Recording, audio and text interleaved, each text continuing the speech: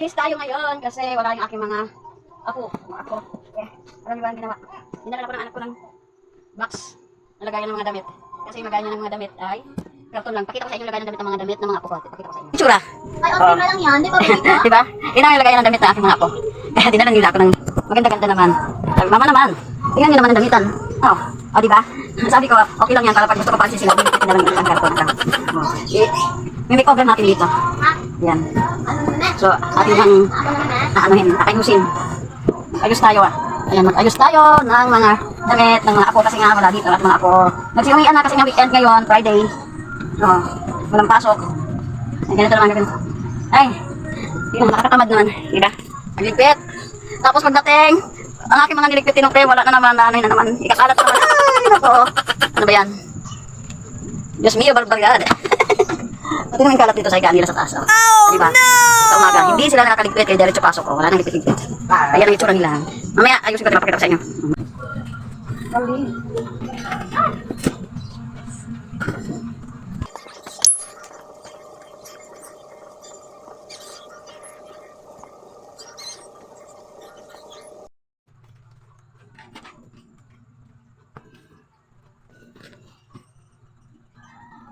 Then, sila sila. Sila sila. Sila sila. Sila sila.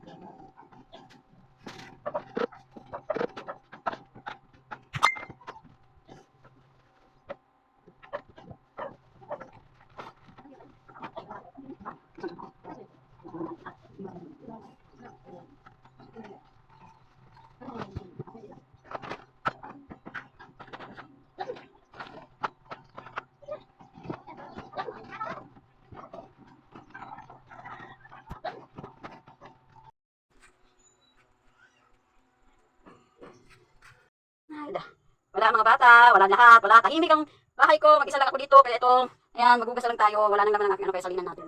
So, ayan po, sinasalinan ko na po yan. Tapos po, magbababad tayo ng mga labahan para bukas, lalaban na natin. O, diba? Nakalinis ako sa taas, nakatupin ako lahat. So, maghuhugas na lang ako. Yeah. Ang sarap ng buhay. Akala ko rest day. Rest day, pero rest day ako pagkatapos ko naman trabahong bahay. Tapos ako, pahinga na ako. Saka tayo mag, engage.